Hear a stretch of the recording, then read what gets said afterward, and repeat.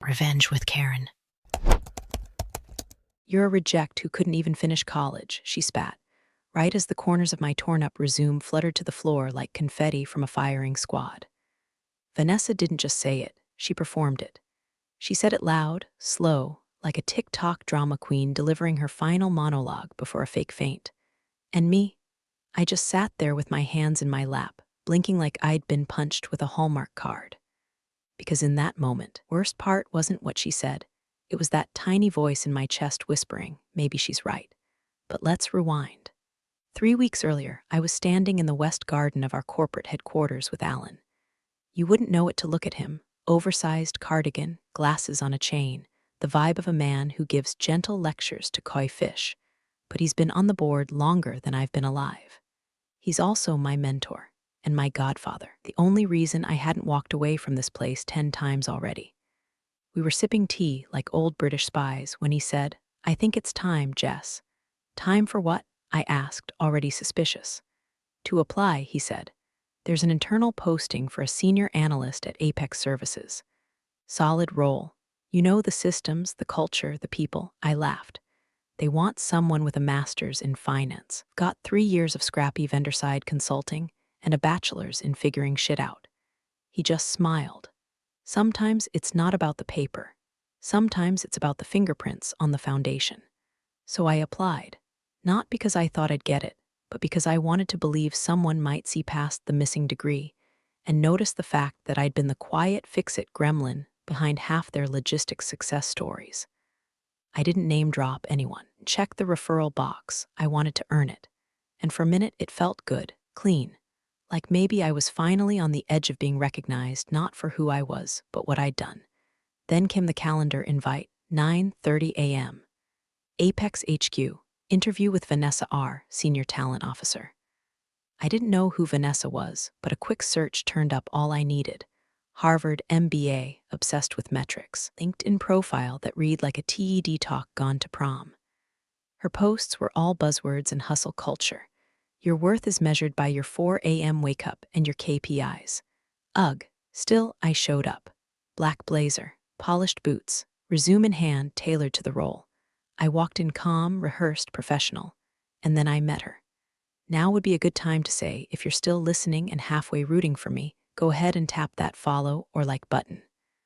I know everyone says it, but seriously, 95% of folks who hear these stories never subscribe, and it really keeps the team going. Plus, it lets you know when people like Vanessa get exactly what's coming to them. Back to the interview. From the second I stepped into her glass-walled office, Vanessa gave me the kind of smile you reserve for a parking ticket. She didn't offer to shake my hand, didn't ask how I was, just gestured to the chair like she was inviting a stray cat to sit on her wedding dress. She skimmed the first page of my resume with one perfectly manicured finger, scoffed, and said, "You didn't complete your degree?" "No," I said evenly. "I left my senior year when my mom got sick, took care of her full-time, then started working." She didn't look up. "So you just didn't finish?" "I guess not," I said, "but I've been working with Apex's supply chain systems for 4 years now, and Vanessa held up her hand. "Honestly, that's not the story we're looking for." I blinked. "I'm sorry, you don't fit the mold," she said. "We need high performers, not charity cases." And then she did it. Took my resume, tore it straight down the middle like she was auditioning for a soap opera. "You're a reject," she said. "Glad I'm letting you walk out instead of filing a fraud report for wasting my time."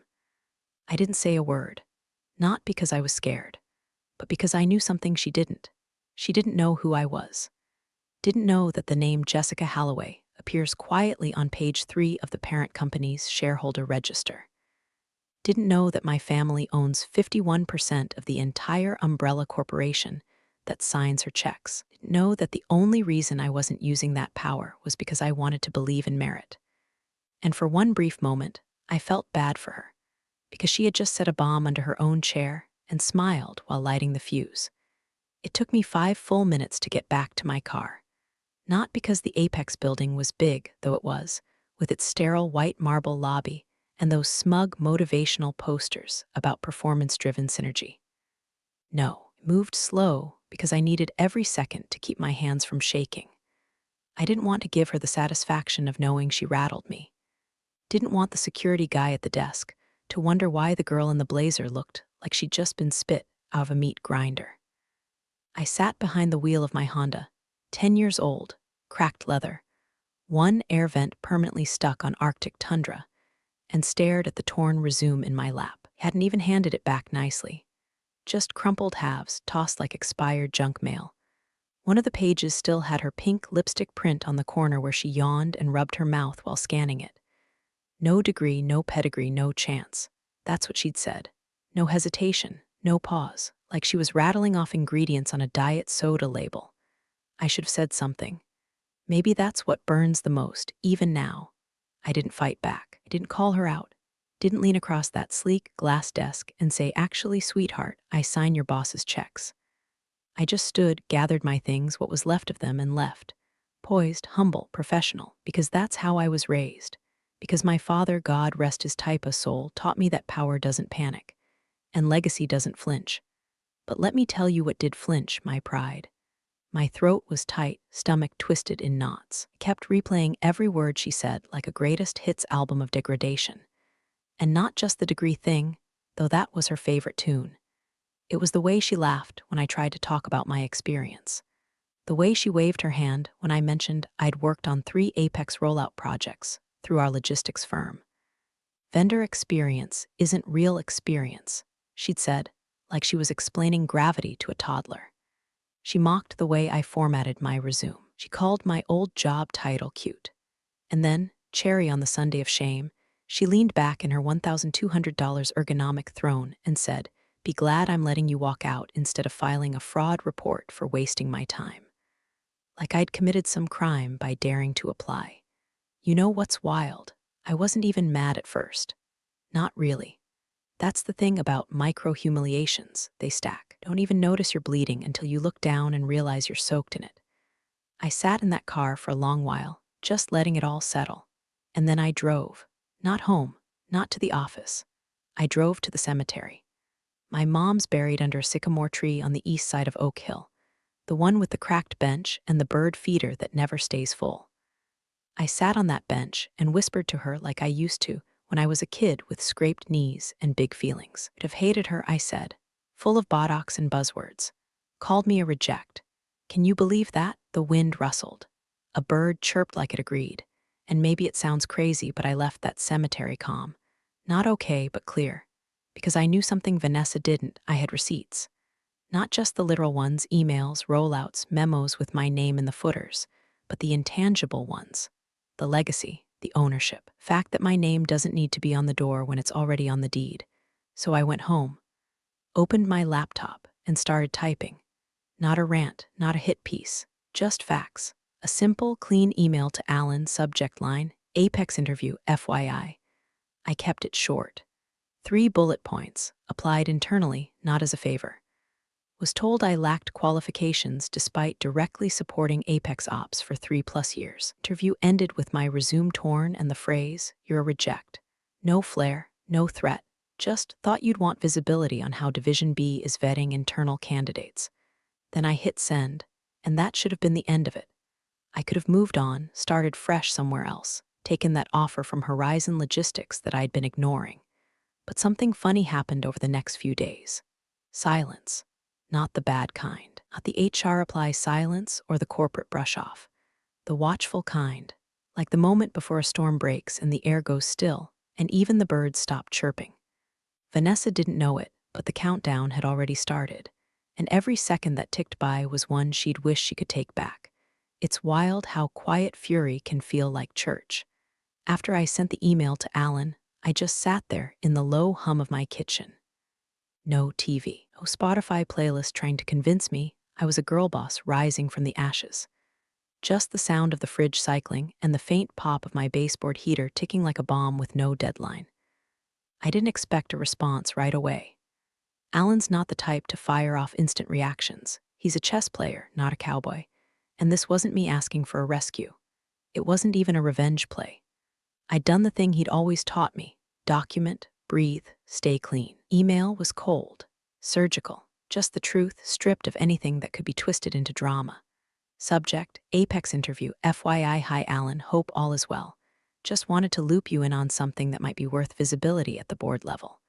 Applied for an internal role at Apex's Division B. Was dismissed mid-interview for lack of formal degree.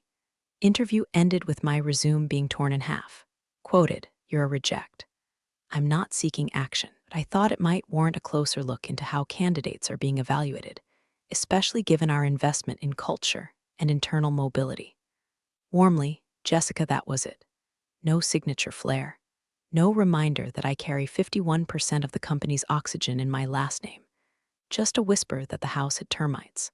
I stared at my screen for a long time after I sent it. Then I opened my resume folder, selected every version, PDF, Word, one with notes for Alan, the one with a silly pink header I made in college, and deleted them all. Trash, empty bin, not because I was giving up, but because I didn't need a piece of paper to prove what I was anymore. If they couldn't see it by now, they never would. And maybe, just maybe, I was done asking them to. I clicked over to LinkedIn. My profile was dusty, untouched for months. The banner was still some default skyline. My title read, Logistics Coordinator Vendor Contracting Services. I stared at it. Then I hit edit. Consultant, independent, quietly effective. It wasn't fancy. It wasn't begging. It was just honest. My inbox pinged 10 minutes later with 2 connection requests and a DM from someone at Monarch Freight. Hey, saw you updated. Would love to chat if you're open to project work. We're drowning over here. I didn't reply right away. Sat there letting the irony settle. The same morning I was told I was unemployable, I'd somehow become a hot commodity. And here's the part Vanessa will never understand. I didn't need that job. I wanted it, sure. But not because of the title or the salary or some need to prove myself to Apex. I wanted it because I believed in the damn work. The systems, the rollouts, the parts of logistics that nobody claps for, but everything breaks without. I wanted to be part of fixing things, not just from the outside, but from within. But now I was done trying to squeeze myself into a seat at their table. Let them choke on their pedigree pie. I'd build my own damn table out of shipping pallets and startup contracts. And you know what? It felt good. There's a peculiar kind of power in being underestimated. They think you're just quietly licking your wounds in the dark. But really, you're sharpening your knives, cataloging names, counting the seconds until the storm you didn't unleash shows up anyway, and they start wondering if maybe you were the grown-up in the room all along. I didn't tell anyone what had happened. Not my old coworkers, not my friends, not even my dad, who would have driven to Apex in cargo shorts and yelled at the receptionist until someone called security. I didn't want noise. I wanted clarity. And clarity came fast. 3 days after the email, Alan replied, got your note, appreciate the heads up. I'll take it from here. That was it. No questions, no clarifications, just a closed loop, a match tossed in a powder keg. And even then, I didn't celebrate, because I knew how this game worked. Vanessa wouldn't feel the floor shift under her stilettos until it was too late, and I wasn't going to be the one shouting timber. I'd just be sipping tea in the garden when the tree finally fell. Silence stretched into weeks. Not the panic kind, no. This was a slow, simmering quiet, like the moment when a pot boils over, and instead of hissing, everything just steams. Vanessa kept chirping like nothing happened. I caught wind from an old coworker that she was bragging in the Monday all-hands call about raising the bar for applicants. Said she dodged a train wreck during interviews last quarter and sniffed out another fake resume before it got through onboarding. Charming, I didn't respond. Didn't so much as click like on the LinkedIn post she made about protecting company culture. But I saved it, just in case. Instead, I got to work. Consulting quietly. A company called Westbridge Logistics, lean, sharp, no frills. They weren't connected to my family's portfolio in any direct way, but I knew the founder, Derek, from a mutual project years ago. Heard I was on the market, a phrase that made me feel like unclaimed produce. And within 2 days, I had a statement of work, a contract, and a shared Google Drive full of their broken processes begging to be restructured. They didn't care about my degree. They didn't care about pedigree. They cared that I responded to emails, kept costs down, and fixed things without 15 meetings about the mission statement. God, it felt good to be useful again. No politics, no posturing, just results. The funny thing about consulting is that when you work well and say very little, people start talking about you. Derek looped me into a project with one of Westbridge's partner firms, Bay & Co. And by the time my second week ended, I had 3 calls on the calendar from people asking if I was available for a quick chat about optimization. Meanwhile, Apex kept churning. Vanessa kept shining on the surface. Beneath that gel-polished veneer, things were shifting. I didn't find out from Alan, not directly. But boardrooms leak like bad plumbing, and when you've been around long enough, you know how to listen between the lines. One day, during a quarterly finance review, a VP from another division asked, in a voice dipped in honey and arsenic, "Hey, did Division B ever resolve that interview incident from last quarter?" I heard there was some aggressive feedback. Alan didn't blink, just replied, "We're looking into it." Another board member chimed in. "HR flagged a couple other complaints from that department. We may need to audit the pipeline. Can't have liability nesting in middle management." The phrase liability nesting made me laugh into my coffee. It wasn't just about me anymore. Turns out, Vanessa's not great at keeping her cruelty targeted. She chewed up a couple interns over the summer. One of them had recorded part of their exit interview, her calling them useless with a pulse and threatening to end their little career before it starts. That clip, it had been quietly forwarded to HR, and HR, in their infinite bureaucracy, did what they always do first: nothing. But once Alan's radar lit up, things started moving. Slowly, deliberately. They started cross-referencing Vanessa's internal evaluations with departmental turnover, started looking at culture survey results. Patterns, spikes in complaints, exit interviews flagged for hostile communication. From what I heard, someone even requested Vanessa's Slack logs for tone analysis. Whatever that means, I didn't get updates, didn't ask for them. But I saw the ripples. She started posting less. Her bright, chirpy leadership quotes dried up. Her LinkedIn, once a fire hose of hash hustle and hash own your grind, had gone quiet for 11 days. Not that I was checking. And then on a Tuesday afternoon, I got a text from a number I didn't recognize. "Hey, you don't know me. I used to work at Apex under Vanessa. I just want to say whatever you did, thank you." I stared at it. I didn't reply. There was nothing to say because I hadn't done anything, not really. I told the truth once, briefly, with no ask attached. And now the truth was starting to breathe on its own. It's funny. Vanessa thought she was culling the herd, thought she was protecting the company from bad fits. But what she didn't understand is that Apex was never her house to guard. She was just renting a room, and the landlord had started looking through the security footage. The email leak didn't make headlines. It didn't show up on a company-wide memo or trickle down through Slack like most internal gossip does. No, this one bled quiet, like a cut beneath a cuff, clean, deep, destined to stain the shirt just before the big presentation. It started, as these things often do, with someone trying to show off. Vanessa had forwarded a thread, CCing only her little coterie of sycophants in Division B, with the subject line, "Another one."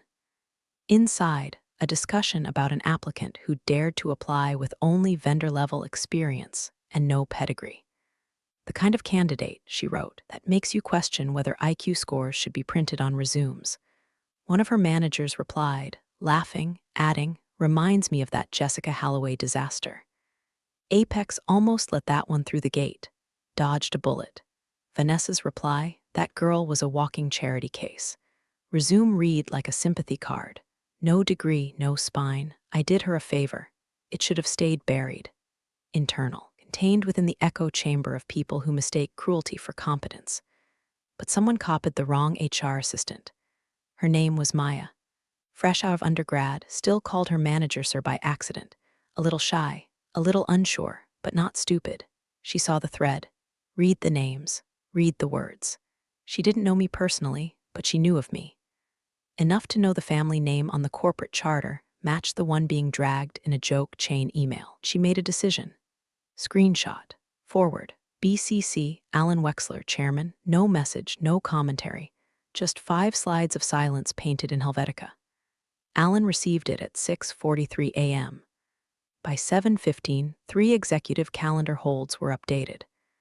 By 9 o'clock, I was sipping coffee on the balcony of Westbridge's downtown office when Derek came out, handed me a pastry, and said, not to overstep, but I think your family's about to clean house." I raised an eyebrow. He just gestured toward his phone, where someone had texted him a screenshot of an invite. Quarterly strategic planning meeting all divisions mandatory. Vanessa's name was on it, highlighted. Not common. Something was coming. I didn't reach out to Alan, didn't nudge. Didn't even text to say thanks to the HR assistant. I didn't know her name yet. All I did was wait, 'cause that's the thing about firecrackers. You don't have to stand over them to feel the pop. You just have to know when someone lit the fuse. That week, Division B was twitchy. Word leaked that the board had requested oversight files. 3 exit interviews from the past year were quietly reopened. A department-wide culture survey was sent out on a Friday afternoon, the digital equivalent of being handed a rosary in a foxhole.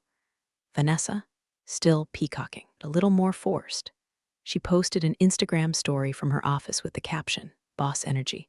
Don't apologize for high standards." And then another from a rooftop bar, "Here's to keeping the riffraff out." #gatekeeping #wind down Wednesday. I stared at those posts like one stares at the cartoon villain right before the anvil hits. You don't feel sorry. You just wonder how they survived this long. Then came the strategy call. Quarterly. Always a formality. This time, the invite list was bloated. Directors, VPs, even a few division leads who normally sent interns in their place. It smelled like cleanup. I joined quietly, camera off, mic muted, just another little black square on the grid. I didn't need a seat at the table when my name was carved into the foundation. 32 minutes in, after updates on Q4 projections and a weirdly long discussion about fleet vehicle maintenance, Alan's square lit up. He didn't speak right away, just shuffled a few papers. Then, casually, he asked, "Can someone clarify who's currently overseeing hiring practices in Division B?" Silence. Then Vanessa unmuted. "That would be me, sir. Is there something specific you'd like me to address?" Alan didn't answer her, just said, "Interesting. I'll need to follow up offline. Please stay on the call after this wraps." He went right back to discussing shipping route optimizations like he hadn't just dropped a guillotine in the group chat. My phone buzzed. A single message from Derek. "Holy SHT, I just smiled." The match had been lit. And now, finally, the kindling had started to smoke. The lunch was at a little place tucked behind the old library. No sign on the door, just a rusted bell and a waitress who called everyone darlin' like she'd known them since birth. Wasn't the kind of place you expected to see a man like Alan Wexler, chairman of the board, eating turkey melts and drinking bottomless coffee. But that's where we always met. Neutral ground, no titles, no agendas, just napkins, iced tea, and whatever truth needed to be served warm. He was already seated when I arrived, button down open at the collar, glasses perched low. He looked tired. Not weak, never that, but worn at the edges, like someone who'd spent the past week digging through something unpleasant with a velvet glove. He didn't say hello, just nodded at the empty chair across from him and slid a menu toward me like it was a briefing document. "Quarterlies tomorrow," he said, eyes still scanning the specials. "I know, you're not required to attend." I figured. He finally looked up. His expression was unreadable, not cold, not warm, just still. "There's been movement." He didn't elaborate. Didn't have to. I knew what he meant. Vanessa, the emails, the audit trails now pulling up exit interviews and department-level complaints. HR's sudden burst of motivation to reclassify unresolved feedback into escalated concern. Still, I kept my face blank. I wasn't here to celebrate. "Will she be there?" I asked. He sipped his coffee. "Yes. She think it's a promotion. She thinks it's a spotlight." I didn't laugh. Not out of restraint, just peace. Something inside me had gone quiet. The fire was still there, sure, but the smoke had cleared. For the first time, I could see through it. "Do you want me there?" I asked. Alan folded his napkin slowly. Precise, like every motion was a signature. "I want you to know you don't have to be there," he said. "I've got it." That's when it hit me. The shift. The recognition, not just of what was happening, but of what had already happened. I wasn't the underdog clawing at the edges of legitimacy anymore. I was the center. I'd spent years trying to earn a place at tables built by people like Vanessa, polished, pedigreed, permanently posturing. I thought if I stayed quiet, worked hard, didn't rock the boat, they'd let me sit down. But the truth, I was the damn table. They were the ones renting space in my house. They just hadn't read the lease. I didn't say much after that. We ate our sandwiches, talked a little about Derek's new contracts, and whether or not the company was going to restructure divisions after the next fiscal year. Alan didn't press. He never did. But when I stood to leave, he reached into his coat pocket and pulled out a single sheet of paper. Folded once. "Thought you might want this," he said. I opened it. It was the last performance review I'd ever written for Apex Logistics, back when I was still a third-party contractor. I'd forgotten I even submitted it to the board. At the bottom, in his handwriting, was one sentence: "We underestimated the foundation." I didn't cry, didn't choke up, but I walked out of that diner feeling taller. Not because of revenge, not because of power. Because for the first time, I wasn't auditioning for anyone. I wasn't trying to be chosen. I was the choice. And tomorrow, Vanessa was going to find out what happens when the woman she called a charity case walks into a boardroom she helped build without needing to say a single word. The boardroom was colder than usual. Not the temperature, though Apex never figured out how to set the damn thermostat, but the air. It was still electric, like everyone knew something was coming, but couldn't say it out loud. You could hear the paper rustle when someone shifted a memo. Forks clinked awkwardly against the edge of untouched danishes. A few people smiled too tightly. The kind of smiles that don't reach the eyes but try desperately to hold the face together while the floor drops. I was there early, not out of anxiety but timing. I sat near the back, same chair I used to take when I attended as a silent consultant for logistics updates. Just a warm body with a binder. This time, no binder, no notes, no need. Wasn't there to contribute. I was there to exist, and that was enough. Vanessa walked in fashionably 5 minutes late, like always. Red blazer, gold hoops, hair pulled tight like her dignity depended on it. She scanned the room with the grace of someone who thought she belonged at the head of the table, not realizing her seat had already been pulled. She locked eyes with the CEO, flashed that TV anchor smile, and said, "Morning, team." Excited to walk through the Q2 hiring pipeline, some very strong candidates this cycle. No one responded. Not a word. She didn't notice. The CEO, Gregory Latch, old-school finance guy, comb-over thinning like the company's patience, stood and clicked the first slide. Internal Conduct and Strategic Risk, that was the title. No logos, no charts, just black text on white. Vanessa tilted her head. "Greg, is this about the budget audit? Can provide notes if needed," he cut her off. "There's been an incident," 4 words, sharp, delivered like a surgeon draws a scalpel. Vanessa blinked, still smiling, but her lips were a little tighter now.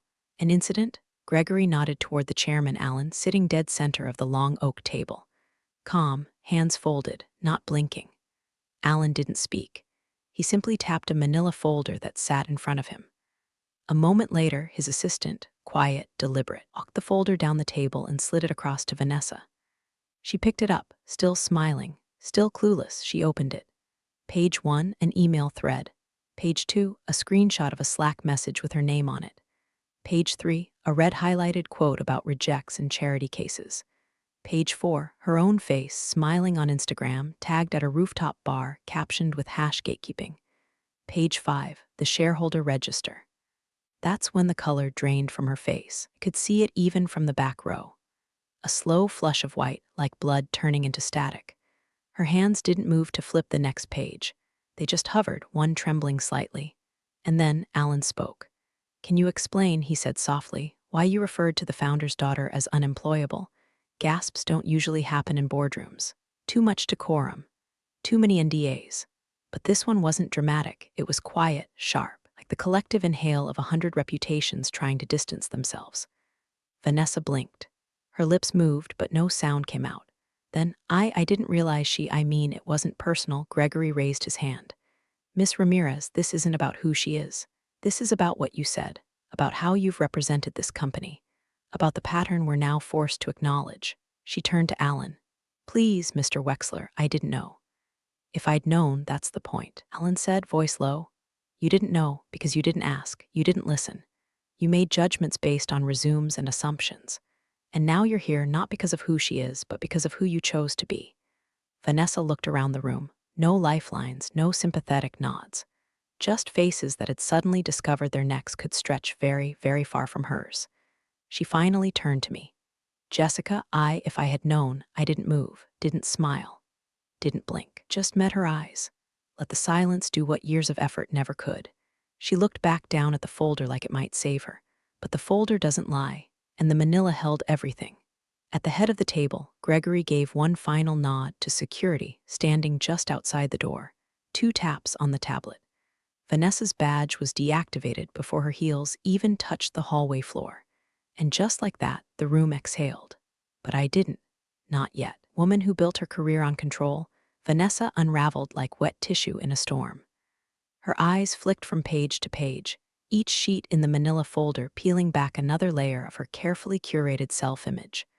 On one side of the table, her own words, emails mocking low-class applicants and Slack messages joking about rejects who couldn't even finish college.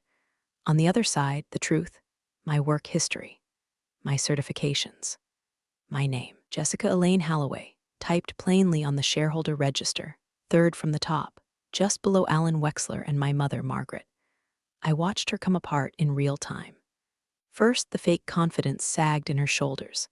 Then her jaw clenched, tight enough I half expected a molar to crack. Her fingers, so steady when they were tearing my resume, trembled now as they tried to organize the pages into some defensible narrative. And then Alan leaned forward, elbows on the polished table like he was about to deliver bedtime news to a child too old for fairy tales. "Can you explain," he asked, slowly, "why you called the founder's daughter unemployable? No sharpness, no volume, just precision. A scalpel, not a hammer." Vanessa opened her mouth, closed it, opened it again. I didn't know who she was. I thought you thought wrong," Alan said. "You assumed, you misjudged. And you did so loudly, proudly." "I didn't mean to. She didn't even apply through a favor," Gregory snapped, cutting across the apology like a guillotine. "She went through your process, clean, on merit, and you torched her like trash." Vanessa's voice shrank to a whisper. I thought she was lying. The resume didn't make sense. Her background was too vague. Vague. Alan raised an eyebrow. "You mean she didn't have a LinkedIn filled with buzzwords and yoga retreats?" A few board members stifled chuckles. No one helped her. Gregory kept going. "Let's be absolutely clear. This wasn't a misstep. It was a pattern. This folder has 8 flagged incidents, 3 formal HR complaints, 2 anonymous surveys that specifically reference your name under toxic leadership. And now you've confirmed on record that you rejected a qualified internal applicant based on assumptions about her background and mocked her for it." Vanessa's voice cracked. Please. This doesn't define me. I've done good work here. Look at my division's numbers. Look at the growth. I built that team. And now that team," Gregory said coldly, "has a 36% turnover rate, 2 unfilled leadership roles, and a pending class action claim for hostile workplace behavior. You built something, all right, but it's not what you think it is." She turned to me again. I don't know what she was hoping for. Maybe absolution. Maybe some proof that she could still claw her way back to dignity if I threw her a rope. But I didn't move, didn't blink. I just stared, because she wasn't talking to me. She was trying to talk through me, like I was still the applicant in her office, trying to explain away my missing degree while she chewed me up with her eyes. But I was done performing for her. This was her stage now, her audience, her eulogy. Alan gave a soft nod toward the door. 2 plainclothes security staff stepped in without a word. No drama, no arm grabbing, just quiet authority. "Please hand over your badge," the taller one said. Vanessa reached into her blazer pocket with a kind of muscle memory. She stared at the plastic rectangle like it might start apologizing on her behalf. She placed it on the table with shaking fingers. Alan tapped his tablet. The badge light blinked red. Account deactivated. Access revoked. Legacy erased. Stood slowly, one hand clutching the back of her chair for balance. No one said goodbye. No one looked up. She turned toward the exit, then paused. And finally, the last act of a crumbling tyrant. "This isn't fair. You all loved me when I was winning." Alan didn't flinch. "We tolerated you because we thought you were competent. That was our mistake." Vanessa walked out without another word. The door clicked shut behind her. Gregory turned the page in his briefing packet. "All right," he said, voice crisp. "Moving on to Q3 international rollouts. Let's talk Spain." Just like that, the chapter closed. And for the first time, the room didn't feel cold. It felt clean. The memo hit inboxes at 8:01 a.m. sharp, 2 days after the meeting. Subject: interview conduct policy update effective immediately. There was no fluff. No corporate speak. Just 3 bold bullet points. All interviewers, regardless of rank, must undergo quarterly conduct training. Applicant rejections must include a written rationale, reviewed by HR. Any form of personal commentary in internal candidate notes will result in suspension pending investigation. I didn't smile when I read it. I didn't need to. It wasn't a victory lap, it was a recalibration. A realignment of a house that had leaned sideways for too long finally pulled level by its own architects. Quiet justice, not from vengeance, but from accountability. An hour later, I got a calendar invite from Apex's HR, a formal offer. Not for the analyst role I'd originally applied to, but for a directorial position, one layer beneath executive. It came with a corner office, a discretionary budget, and a dotted line report to the COO. The salary, generous. The title, impressive. But I turned it down. Not to be difficult, not to make a point, just because I didn't need it anymore. They weren't offering me opportunity. They were offering apology, dressed in benefits and a signing bonus. I didn't need to return to Apex to feel like I'd arrived. I was already there. Instead, I spent the afternoon exactly where I wanted to be, on the 12th floor of a nondescript gray building in the financial district. No sign on the door, no receptionist. Just a buzz-in lock and a fingerprint scanner. My office was small, quiet, and perfect. A glass wall facing the skyline, a single bookshelf, and a desk made of reclaimed cherry wood that still smelled like smoke from whatever barn it was pulled out of. This was the family's private investment arm, Halloway Strategic, and it ran lean. Just 6 of us. We didn't do flashy. We did smart. Long plays, subtle pivots, no press releases, no LinkedIn fanfare. Just silent moves that shook the boardrooms 5 years down the line. At afternoon, I sat in my office with the blinds half drawn, watching the light shift across the floor. On my desk, a file folder half closed. Inside it, clipped to the last page, was something I'd requested from HR, not out of spite, but curiosity. Vanessa's resume. I'd asked for it shredded exactly as she'd done to mine. They sent it in pieces, sealed in a manila envelope. I took the time, alone over coffee, to tape it back together. Edge by jagged edge wasn't about revenge. It wasn't even about symbolism. It was a reminder that power can be loud, cruel, and temporary. But real power is quiet, still, patient. I held the patched-together document in my hands, ran my thumb along the tape. The lines didn't match perfectly. Some parts were gone, but the name at the top remained legible. Vanessa Ramirez. Her words were still echoing in my head. Even now, you're a reject. I looked down at the desk in front of me. On it, a document needing signature. A 7-figure allocation into an upstart logistics firm Derek had connected me to. A firm founded by 3 women who'd been passed over more times than they could count. I picked up the pen, signed it, folded the resume, tucked it into my drawer, and let the silence carry the weight.